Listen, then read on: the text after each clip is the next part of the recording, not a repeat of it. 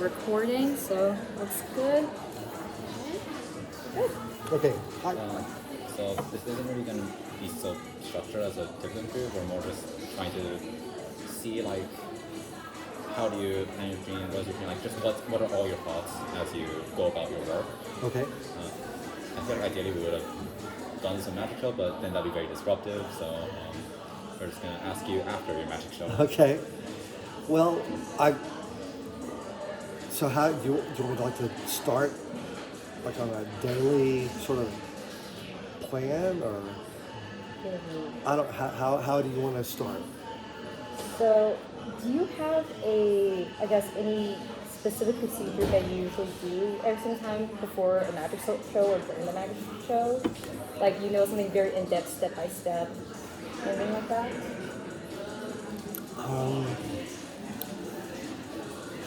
Well, the process usually begins. Let's leave out the marketing part. And so we've got an incoming call. Yeah. And let's say that we've gone through some kind of negotiation, and we've decided that we're going to do it. So we've made it through that part. So I will send an agreement letter, and it goes on my calendar. And in the course of doing the negotiation, I will have determined what kind of event, what kind of performance, certain constraints, certain requirements that they will have. For example, when I perform at a company that's doing a trade show exhibit or a product launch, I may have to customize a script to use magic to promote a specific item or program or something.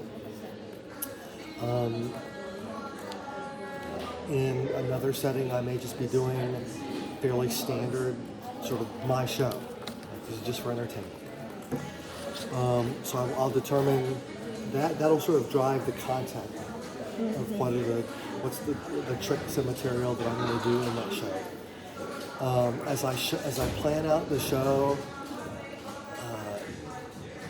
I will probably have a consideration about the audience and possible future work from that audience. Now, every audience could have somebody in it that you just can't predict, but an audience or a show that is going to include, a larger number of people. Maybe it's going to be on TV, or it's going to have video that I'll get access to afterwards. Is it going to have professional lighting or professional stage? Well, I might choose different material in that setting than in just, say, working in a hotel ballroom or something, because that video might be valuable to me later. So I might make some decisions based on what's it going to look like, and do I have access to this video afterwards? That may feed into my decision making.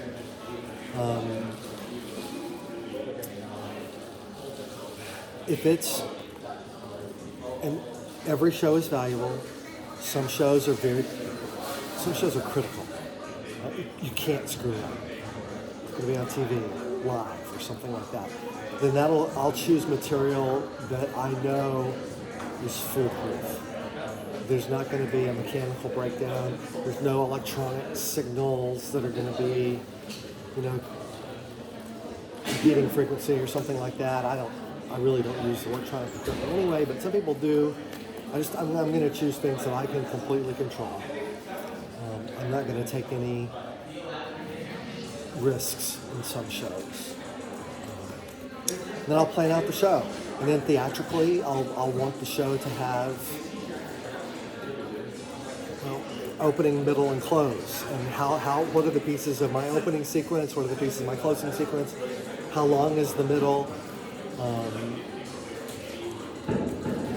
Is the nature of the show?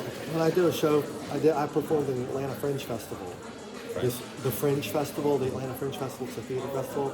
I did that this year. Well, I can be more experimental. I can try something that may not be great. I could try some theatrical conceit that I wouldn't try in a professional, corporate environment. So I might have some considerations on how experimental I can be with the structure. And then I'll put it together. Then it may also be, is this a good opportunity to work on something new? Or have I acquired a prop? Have I acquired a prop or some... I've learned something recently that I want to put on its feet for the first time. I've been rehearsing. Is this the right opportunity to put something new in? So I'll think about that. I don't know if these are the kinds of considerations. We haven't really got to any physical design things. This would all be process design stuff. Then, from a physical standpoint, how do I have to travel with the show? Am I going to travel with this show just in plain suitcases and checked luggage? Do I need some kind of custom case, right, to transport this? If so, what are my airline requirements for how big or how heavy that can be? Or I have done shows where I've mailed things, just using the postal service, to a hotel or a convention center or a resort in advance. So it'll be waiting for me when I get there. I've done that with clothes. I've done that with props. So that I don't have to carry as much when I'm actually traveling. It's just going to be waiting for me.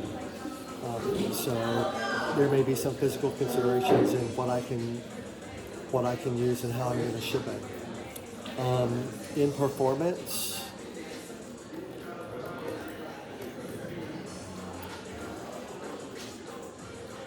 well, there's obviously the sound, audio, light, your technical environment. I do use a remote-controlled sound cue device. It'll play, but it's very old. In fact, I'm looking at replacing it. The device that I'm using now is from 2006 or 7, and it uses an iPod, old generation iPod, and it's been just a workhorse of a device for me. I can know how to just choose the playlist, and I can advance and control volume and all that sort of thing from a remote that I keep in my pocket. But it's just hard to use that device anymore. Technology doesn't really allow me to manage those music files the way that I used to. So I'm looking at some new devices that would allow me to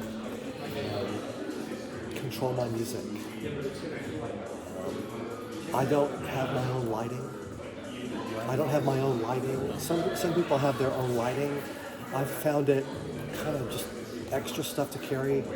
It's very difficult to travel with, and so I'm really not worried about that too much.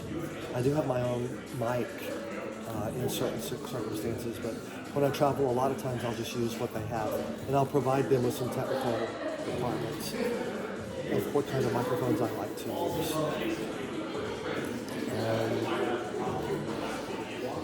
On stage, I like to have at least one table. A table that's very popular in magic and certainly in working traveling performers now is an in-stand, which you've probably seen in-stand tables, adjustable, and there are some, it's like a lightweight base, and then there's like a more heavy metal base. And I used those for a number of years, then I found a less expensive, lighter weight table on Amazon a couple of years ago. Some magicians were just sort of sharing, hey, have you seen this table? They get very excited about tables. Because there's a lot of, talking about design, you could have a field day just on the tables that magicians use. Some people prefer, I have a table that's like a travel case that, the black with the chrome edges, like an audio case or a prop case or something like that. What do they call those? ATA cases. And it's like one of those, but you undo the latches and the lid comes off and there's casters mounted underneath it, so it becomes the base. And then there's two poles that stick together, and that goes in the base. And then the rest of the case goes on top. And so now it's a rolling table that converts from an ATA case. Very clever design. Very useful design. I have two versions of it. One that breaks down into like a briefcase, and one that's in more like an ATA case. And some people like it to open toward the back, right? When you're performing, it's got a solid surface on top, and it's open toward the back. Some people like it to be open on the top, with maybe half of the opening covered with some kind of board or something to give you a place to set something, but also just a wide open access to the interior, so you can have something in there or you can ditch things. So like you've made something disappear, and I can ditch that into someplace and let go of it, and so it's gone.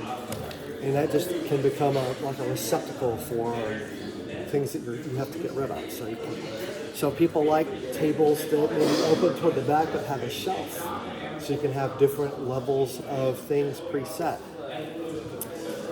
There is such a thing, it's called a suitcase table, a rolling suitcase table that is about the size of, I would say it's about the size of one of those chairs, like a stool. Maybe you do English units or metric in your design? Maybe a meter wide. A meter, yeah. Maybe I don't know. Roughly a meter tall, roughly a meter wide, maybe a third, deep. So it's a rectangular thing, like a rolling rectangular solid that opens up. Part of it hinges up, and there's a thing that comes up on the inside. So the lid hinges up like that, and and there's shelves inside. You could probably find it Googling just suitcase table, magician suitcase table. You'll probably find pictures of this thing. And so you can roll that straight into your venue, flip up the thing, and your whole show is already preset on the shelves and you're ready to go. A lot of children's entertainers use those. I don't use it in my work, but a lot of children's entertainers use those. Tables are big. Tables are a big topic because how you arrange your props inside the table. When I was coming up, you would use other props to hold this prop in such a way that you could steal it if you ditching and stealing. You have to get something out of a secret place and you have to get rid of something. Well, you might have to, stack two decks of cards up and put something on top of it so that you can get a hold of it easily inside your table. Now people just 3D print holders that are custom designed to put it exactly the right angle, so that when you need something, you can take it out and it's always in the same place and it's always held in exactly the same way. And so, there's some advances in just the way magicians manage the inside of their containers that has happened. The way you might attach speakers or a sound system, a small sound system inside a table, and have access to the controls or a remote that could mount on the outside somehow. There's a lot of work on that and the way that fits into tables. I didn't mean to get off on tables. No, it sounds great. But that, if I were, that's just a big topic. When magicians have conventions, if somebody has a cool new table, it's like, all the tricks are great, but show me your table. We like tables. We like tables, and we like wallets that might have a secret pocket or just something built into a wallet. From a design standpoint, something that magicians are very fond of is an ordinary object or something that has been designed to look like an ordinary object that does something secretly that you wouldn't notice it. So, and I'm not going to spill any secrets, But there's a lot of things that look like a deck of cards that are not a deck of cards. Oh. There are a lot of, this is a deck of cards, but there are a lot of things that might look like, I don't know, a wallet or a Sharpie pen or a ballpoint pen or eyeglasses or something that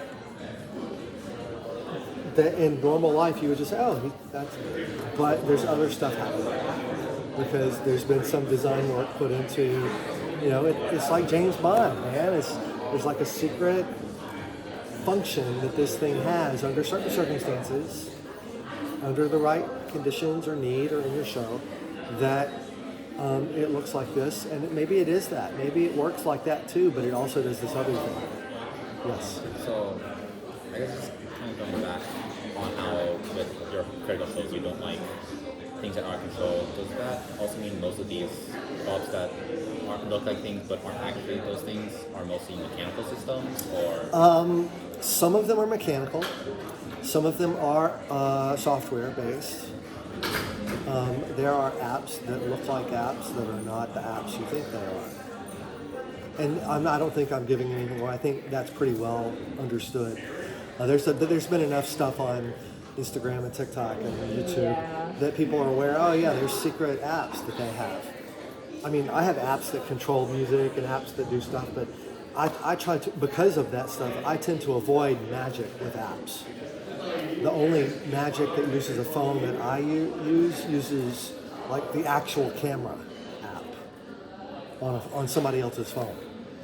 I try to avoid, but a lot of people do a lot of great work with those things, and they spend a lot of money and time developing apps that might look like something else, some other function, but it's got a secret function in there somehow.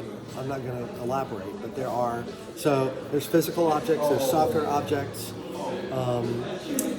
In Magic, we kind of make a difference in terminology between something that's gaffed, G-A-F-F-E-D. Something that is gaffed is something that you would see and be aware of in use on stage or in performance, like a pen or a card or a phone or whatever.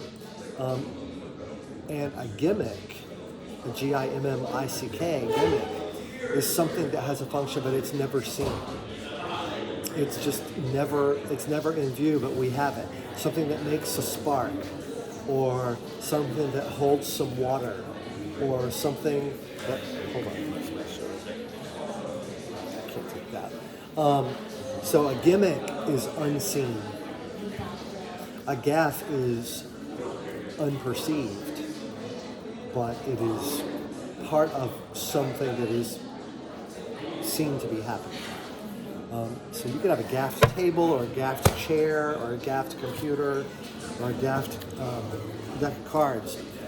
But a gimmick would be something that is not supposed to be seen. And there are certain devices that may live in the gray area between those things, like, well, you see it, but you don't know you're seeing it. So is that a gimmick or a gaff? Well, it's probably a gimmick, but anyway. So that's a terminology thing. So there's physical design considerations that go into all of those things. The considerations that go into a gaff would be how well does it replicate the real item, right? How good is the camouflage? How does it blend in, or is it a legitimate representation? Maybe it's even built from a real thing, and some other element has been added to it and it's been gaffed. A gimmick is how easy is it to conceal?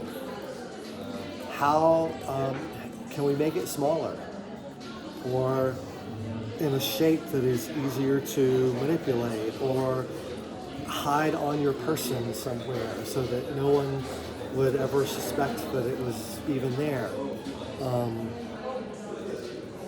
So those are some magical considerations for design. Something that's been very popular in Magic in the last 4 or 5 years has been smoke production. as I would, in the 70s and 80s and 90s, if you wanted to make a puff of smoke appear in a stage show, there were devices called smoke pots, or it was like a little pyro thing. And they would be on the stage, and it would, ignite something or some chemical reaction, and there would go. And to make smoke close up, like if I were doing something for you right now and wanted to make smoke, I would either have to have maybe stored some in some kind of bag or inflatable thing to try to maintain some smoke, but it's going to settle eventually. It's going to precipitate. There were chemical reactions. There was a chemical that you could put some on your fingers and something else on your thumb, and when you wanted smoke, you could rub it together. But of course, there's dangers to you. Having a chemical reaction on your hands, you don't want to do that every day. So there were chemical approaches to solving these problems. And then along came vaping systems. And so now there are engineered systems for creating smoke from vaping fluids and devices that instead of working through a cigarette-style device, it's being used, technology is being put somewhere else or incorporated into some other thing so that you have access to smoke to make your magic more mysterious. So there's some design that goes into just taking new technology and adapting it, or adapting the fundamental core functionality of that thing, smoke production, and finding a way to maybe take everything of that device up to this point and then engineer some other piece that goes on the end to let you do something else with the product.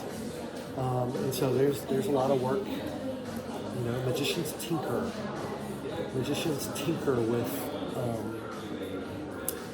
physical props. They tinker with the methods of plots. And if instead of doing it with, instead of doing it with this finger, try it with this finger, or just the different techniques that you can use. Magicians are inveterate tinkerers. They like to play with it. It's like, well, I'll take this set of steps, but instead of only doing it with 3 cards, what if I do it with 9? What if I do that with 9 different people? Can I make this bigger? Can I make this close-up thing into a stage thing? If I make the props bigger, if I use more people, if I change the method, if I add smoke, whatever it may be. So those are some ways that I think design considerations are applicable to magic. Physically, methodologically, process-wise. Is that too much? Am I on the right track? Am I doing what you need? Not really. I mean, this is like amazing information. We, from an outsider's point of view, we never would, see what the business is about. We just say, oh, it's magic, right? But a lot of people don't really talk about all the work you guys put into tinker and explore and. Well, I feel like I may be in a little bit of gray area. I'm not trying to give away any secrets, but I'm trying to sort of explain that there are these applications of, back in France, a couple hundred years ago, there was a guy named Robert Houdin, Jean-Eugène Robert Houdin, Houdin. Like Houdini was named after him later on. Robert Houdin was a French magician, and he was a clockmaker. And so he's what magicians would say is the father of modern magic, is Robert Houdin. And a lot of magic has come from people with engineering and design and physics and math expertise that they applied to an artistic. They put into an artistic application instead of necessarily. But technology and modern technology has been part of magic ever since. As soon as something is developed, people are like, well, how can we make a magic trick out of that? Right? When I was coming up in the 80s, I can remember, when personal computers showed up and people started developing magic tricks that you could do on your Commodore 64 or whatever, your TRS-80 or whatever you had, your Apple, and it was just a secret function that was built into the program. It's like, well, you're going to tell them to do this, but you're going to hit the enter key, but when you do it, as you go for the enter key, you're going to hit the space bar on the way. So you secretly get another keystroke into when you do it. So you would program the computer to use sleight of keyboard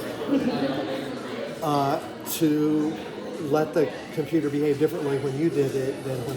So you'd sneak these little things in, and so that was just another application. So people have done it with cameras and computers and cassette tapes. There's magic with cassette tapes from the 70s. There's, during COVID, people were doing magic on Zoom. I had a Zoom show, and there's magic that you could do only on Zoom. There's magic you could do only on Zoom with Zoom or OBS or iMac or whatever some of the different things that you would use to control your cameras and all those things. And so people would do really amazing work on Zoom they would tinker, they would build something they would build it around whatever the current technology is. And so there's magic with Apple Watches, and there's magic with phones, and there's magic with, just every technological advance has some people immediately start doing magic with it. There was a guy who did a whole act with CDs. When CDs came out, instead of producing cards on stage, and he was produced, 200 CDs one at a time from his bare hands. Just boom, boom, boom, with these shiny, reflective circles. So it's just another physical object. But it was like, let's apply this, let's take what's happening in the marketplace of things, of technology, and create some performance that uses it. It wasn't my style. It's not my style, but you recognize that they're doing it. Everybody has their approach, and he wanted to do that. We already talked about vape. Magic is a much healthier use of vape. Vaping technology. So I guess I want to ask, I know you don't want to give out any big secrets that is business, but is there a way you can go in depth into some card trick, I guess, since we have cards, some kind of close to magic, and I guess you could show it to us first without explaining everything, and then can you go back and bit by bit think out loud basically what you do during the card trick, or is that too much?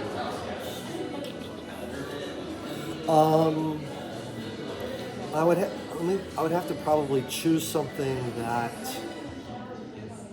It can be something basic, something we can find. Something you would find in a beginner text of some kind. And that's understandable. I guess you can think about just using cards, but it would apply beyond that. And this is a design thing too. Do you do your processing before the execution, or do you do your processing as the project is being executed, right? So, for example, I was on an elevator today that you just pushed up or down and you got on and you chose your floor, right? But I was in a building, a while back where you went to the elevator bank and you chose your floor, and then it told you which elevator to get on. Oh, yeah. Right? So it's doing the processing of where the elevators are going. It's grouping them out by doing the thinking ahead of time. And it makes them more efficient because it's going to send these people to the same floor or the same couple of floors, and you don't have to stop at every floor in between. So it's, in magic, for example, in a card trick, there are some things that I have to do the technique while I'm performing. Right? I have to do the work while it's happening in real time. And those would be things that might require some kind of physical sleight of hand where you're going to put a card back and somehow I have to get control of that card and put it somewhere else in the deck without you seeing me. And I have to, like if you say stop anywhere, that'll be your card. It's okay if I see it, so 8 of spades. And then I put it back down, and I'm going to wait, and we're going to continue. And then at some point, I'm going to get control of that card and move it to the top of the deck when you're not looking. I don't know if you'll catch that on camera because I wasn't watching that angle. Yeah. But the point is, I'm having to do work in performance. Mm-hmm. And so a lot of magic is that way. And I think the good magic is that way, typically.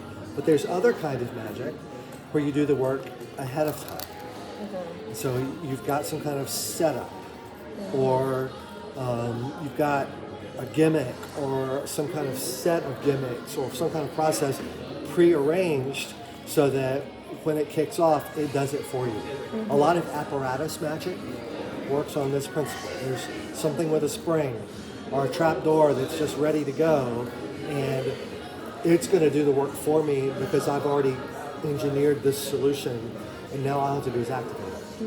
Mm-hmm. In magic, it could be something as simple as, I'm sorry, your name? Naya. Naya. Please, in fact, just, It's kind of hard to.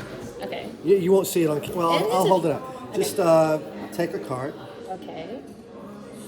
Very good. Look at it and remember it. Okay. And now, with your other hand, cut half of the cards into my other hand. Like right there. Yep, and then drop the card Uh-huh. on the part you cut, Okay. and then put these on top. Okay. And so now, you've buried that card inside the inside the deck, but I can have control of that card, even though I have no idea what it is, Okay. because I made a prearrangement of this card was on the bottom before we started. So I know that when this packet is placed on top, it's going to be on top of your card. Oh, okay. All right. So because I knew, we call this in magic a key card. A key card. A key card. So if I know what the bottom card is, like right now the bottom card's a 9 of diamonds. So if somebody takes a card out and I have them put it back in, and then I drop the rest of the deck on top, this is the bottom half, goes back on top, then I don't have to do any sleight of hand, I don't have to know anything about it, other than it's the card below the 9 of diamonds. Interesting. And so if I have a reason to go in the deck later on, spread through, I get to the 9 of diamonds, the next card is the 8 of spades, so that would be the card this time. So that is a way that magicians can use a prearrangement, or just by putting the work in ahead of time, have to do less work later. And that's a very basic thing. A lot of beginner magic with cards will be based on this idea that, like, okay, and then you can make a joke out of it. Like, they take a card and I don't know what it is, I'll look away, so I have no idea what it is. Okay. And then they cut and they put this down, and I know what my key card is, and I'm just going to drop it on top. And so now I'll say, okay, I'm going to turn the cards over, and I turn them over one at a time.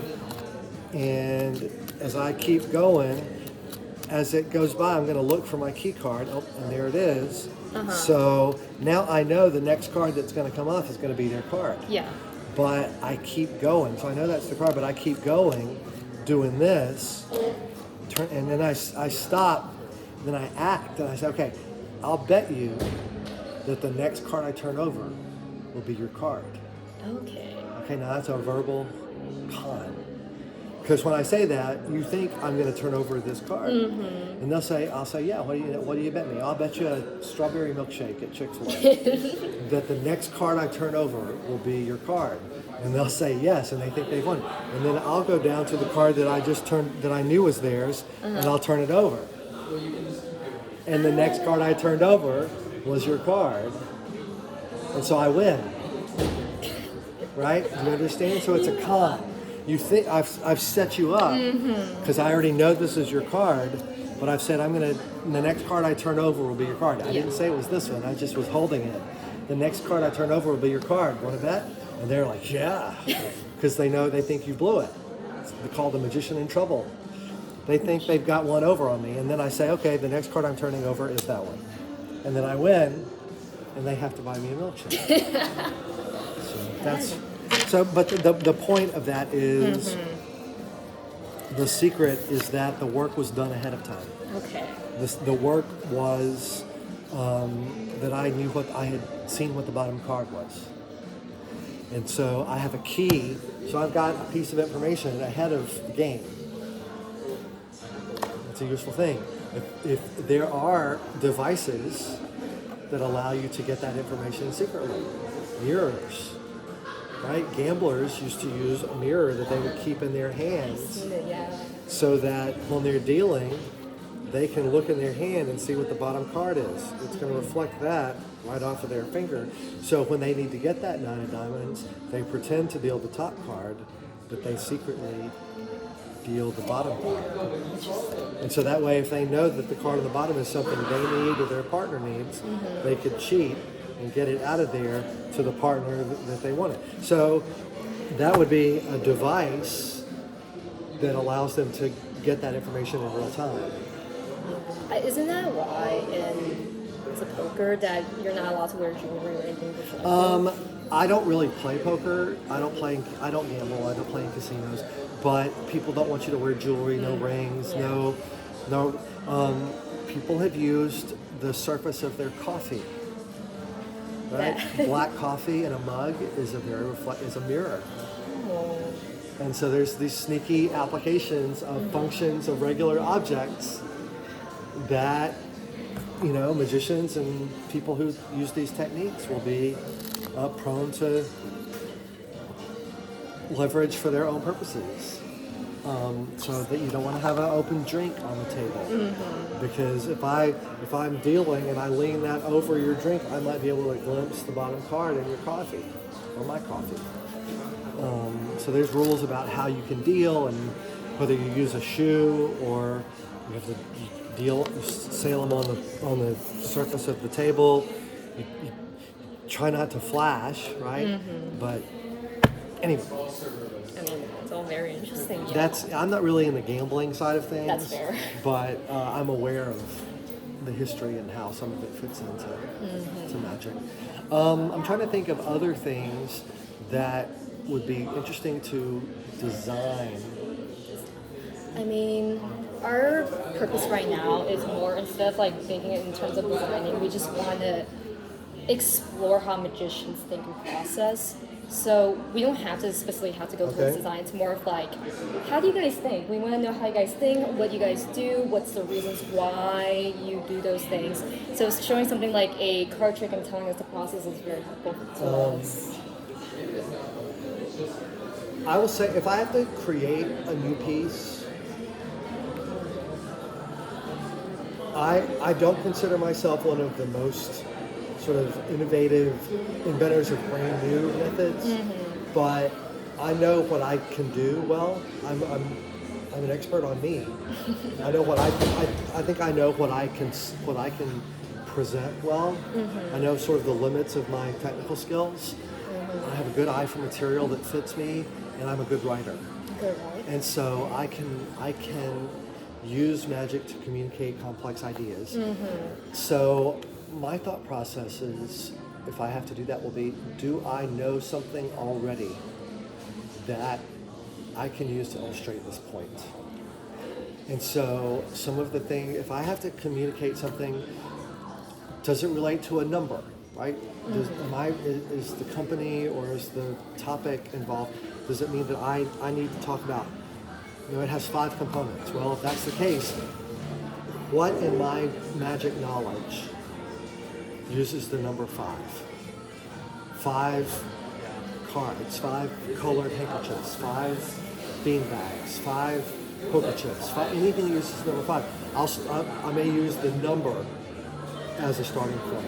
If the topic that need to talk about or point I need to express has to do with some kind of fusion or cooperation or collaboration or teamwork or whatever, then I'm going to look for magical effects that involve multiple things becoming one, or colors blending together, or things that are potential metaphors. So I'm going to be thinking in I guess, more literary terms in that situation. So I may be thinking in terms of just quantitative numbers of objects or numbers of pieces, and does that tie to the content? I might be thinking in metaphorical terms. Sometimes I might have to invent something. Well, do I know something that uses 3 things that I can add 2 more? You know, this is back to the tinkering as well. I don't have anything that uses 5 poker chips, but I know a principle that works with 4. Can I expand it? Can I find a technical way to get the 5th one in? Can I find a theatrical way to get it in? Can I have 5 and I just pick the first one up and do some illustrative talk with it, and then proceed with the others as if I was just using this for? So I may be able to script my way around getting the things into play that I need. And so those are, that's what's going through my head as I plan content for a show. Another consideration as I plan content is traffic control on stage. How many people, where are they going to come up, how are they going to get off, and did I just do a trick with 3 volunteers? Then I probably need to do something that's either me solo or maybe just 1 person. But I don't need to bring 3, do something, send them down, bring up 3 more and do, because the picture is too repetitive. Just so that the show has texture and breathing points, I like to intersperse things with volunteers versus me doing something alone on stage. I like to finish the entire show alone. So it's like better control. It's better control of the moment of the finale of the show. I should be alone, even if it's small. Like my next to last trick may have volunteers, and it may be the dramatic high point of the show. You know, if I get untied or something more dramatic happens. But even after that, I'm not gonna say goodnight with 2 volunteers on stage, because then they walk off the stage and it's like, well, that's a terrible ending. That doesn't look right. It doesn't feel like closure. So I might close with something small and just bring the focus back down to me and like a denouement. Then we finish. I think that's more effective. So when I'm planning out my show list, I'm going to try to finish by myself. I use Evernote. Evernote, yes. Very popular. For show outlines. Oh, okay. So this is the show I did last Sunday night. That's the show I did last Friday night. That wasn't really a show. That was just sort of a buffet of magic. I did a presentation for a business group a couple weeks ago. These were the 3 points and the tricks that I used to illustrate them. Yes.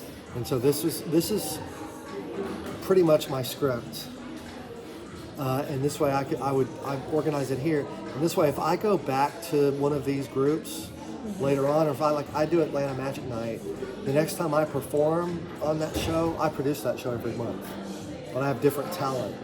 I'm on the show myself 3 times a year, 4 times a year. I MC it. But when I go back on, I want to be able to look back at what did I do the last time I was on? What did I do the time before that? So I look back at the material that I performed for that group last time, or for that in that situation. I produce another show up in Kennesaw. I like to keep track of what I did there. So there's a show I did in January in California. So this is this year's shows that I put in the notes. But I've got That's the lecture I did in London Oh, in June of this year. was the show just? It's like out of topic, but was the show in London more of a was it a convention or was it like more of a In London, there's an organization called the Magic Circle, yes? and it's about 1,500 magicians from around the world that are members of a magic club, a magic society. And I've lectured there before in 2016, 15 maybe, and I did my second lecture there in June. So I went and taught magicians material that I've developed or published or haven't published yet, but I'm going to. So just my thoughts on my own original material. But so I use Evernote to keep track of that stuff. I've got show outlines from last year, a couple years before that. So I can just refer back and see the material that I have done the most. Is it getting stale? Is it time to Joe? Really? But some of the stuff it's my core material. But I like to see, well, when did I first introduce this into my work? Like I put something in my show Sunday night that I've never done before. And so I have a record that's the first time it showed up in my performance. That's useful to know how long you've been performing something. Especially for like you've been doing this for years now. You gotta keep track of this somehow. Well, I haven't kept track of it in that much detail for all 23 years. But I mean, I used to keep it just in like Word documents in Excel, and now I just keep it in the cloud. Makes sense. It's useful to do that. I think professionals should keep track of those things.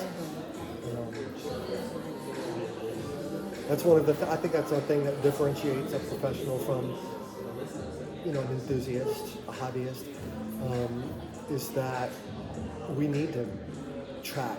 I mean, if I have repeat clients, I don't want to do the same exact show. It could be full of Georgia Tech graduates, and they all remember everything I did, and they are analyzing it instead of enjoying it. So. Yeah, we tend to do that. That's okay. I get it. I was a physics major, so you can't out-nerd me. Yeah. Done. All right, so my what best else? friend Okay. Have I, I've talked too long. I'm sorry. Oh no, you're good. No, we want you to talk. We want you to explore, and I mean, it's just great listening. From an actual magician, just hearing it, because most people, you talk to anyone about magic, they're just like, I don't know what's going on. Well, I'm like I say, I'm not spilling the beans on You don't have the to. inside work, but the real life of being. My job is mostly selling magic shows. Performing the actual shows is, maybe a third of what I do. The 2/3 of what I do is marketing, networking, following up on inquiries, trying to figure out, do I go to small business networking events and chambers of commerce and shake hands with a lot of people and try to help other people do things. Contacting venues, seeing, well, do you have an opening? Would you be interested? What I need to send you? So there's a lot, recording videos, managing social media, all of that stuff that you have to do. And then, last night I was with this client until 11 o'clock downtown. It's an hour drive home, so I got home at midnight. It's 12:30 going to bed. I mean, I'm not in college anymore. I'm old, that's late for me. And so, that just takes me physically time to recuperate from, that was a 4-hour engagement. 4 hours with close-up hospitality magic for these people at a loud party, corporate thing. And, it was fun. Absolutely, it's fun. I get hired to go to parties. It's fun. But I was beat. And this morning I woke up, and I'm like, oh my gosh, I can't. Sore shoulder, and just all this stuff. So there's physical recuperation time that I need now that I didn't need as much when I was younger. Certain days of the week I like to go to certain networking events. Frankly, a lot of them don't pan out in bookings for me. Most of the people that go to those networking events are not part of organizations that are ever going to hire me. But sometimes they do, and sometimes it's their cousin, their husband or wife or somebody works for someone that word gets around. So it's nice, but it's an opportunity for me to go practice an elevator pitch. Can I communicate what I do in 60 seconds to an audience? That's a good challenge. And it's staying sharp. Every opportunity that I have to get up in front of a group and get some pictures or some video, it's good for the media churn. You just churn the material. So it's social proof that I'm out there in front of people. So yeah, my day is not always I have this show, and this show. Sometimes I might have a week or two with nothing except prep and just trying to sell the show. You know, right now I'm trying to sell Christmas stuff. I'm trying to sell year-end holiday shows. Oh yeah. Because December should be booking full. I'm not booked full. So I'm a little anxious about that. But it'll be what it will be. I mean, it sounds like to me, because I have a friend who's a film producer. You sound like a one-man film production. You're doing the directing, the producing. You're the actor themselves, the writer. Yep. It's a lot. The really successful magicians are those who have made it to a point where they can bring in a director. They can bring in people to help them write.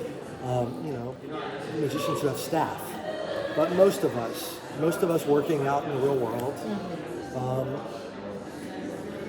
we kind of have to do it ourselves. We control our own music cues. In show, I'm trying to do the magic stuff and hit the button for the next song. We do collaborate with each other. We do brainstorm with each other. We session and try to fool each other. It's very fun to fool a magician, to fool a friend of yours by showing them something that they think they know, and the process tracks with what they are familiar with, but you've secretly done something else. Oh, that's delicious. It's delicious. It sounds so fun, yeah. It is fun. All right, I'm gonna have to go soon. Of course. If there are any specific questions that you need me to answer, throw them out now. Right. Nothing? When do you need to go just to be like... It's 4:30. I got, 10, 15 minutes. I can. Okay, so... It's gonna be, I'd like to be out before 5. But 4 5. we'll see. I understand traffic. I guess just one last thing. Okay. I mean, thank you so much for giving all these insights. It's been very helpful for us. I guess one last thing could we do is something quick, but could we do one more trick? Do a trick? Yeah. Okay. Any quick trick? Well, I'll show you a couple of things. Just for fun. I try not to take this. What's I that? don't know how to take this. It's okay. Well, we have the video, so hopefully. Is somebody gonna be upset they missed it? Naya. Naya, how do you spell that? Naya. N-A-Y. Naya, please name out loud any random playing card in the deck of cards. Queen of Spades. I don't know. Who? Queen of Spades. Is there any a specific reason that you said the Queen of Spades? I don't know my card names. That just popped into Do my you head. know what a spade is? Yes, I do. Spades and clubs and all that? Yeah. Before I sat down for this, I had put one card in my pocket in case someone said the Queen of Spades, and so that's the one. Wow. Okay. So that's That's a good one. a fun trick. Now let's put the cards in the box. Name any card, a different card, red or black. Red. Red, so hearts or diamonds. Diamonds. Diamonds, and then what number? 2. 2 of diamonds. Yeah. Very good. I'm going to ask you a question. Okay. You can lie or tell the truth. Okay. All right. How old are you? 21. 21. There's, again, no way I could have known that. Yeah. I don't even know if you're lying or telling the truth. Yeah. I'm trying to get these out without the jokers. Okay. No jokers. Okay. No shuffle, no cut. I'm just going to square those up. 21. Yes. 1, 2, 3, 4, 5, 6, 7, 8, 9, 10, 11, 12, 13, 14, 15, 16, 17, 18, 19, 20, which means the next card is number 21. Well, what's it? 2 of... What did I So Diamonds. yes. Turnover card 21. Oh, wow. Did you get how that works? No, I think I will, but Okay. So there's lots of ways to do both of those things that I just showed you. Magicians, we love having multiple methods. Multiple methods. Multiple methods. Like Max, name a card. how about the Jack of Spades? The Jack of Spades. I think I've got it. Do you want me to find it the easy way or the hard way? It's up to you. I guess. the Since we're on easy way. TV. Jack of Spades. Yeah. Oh,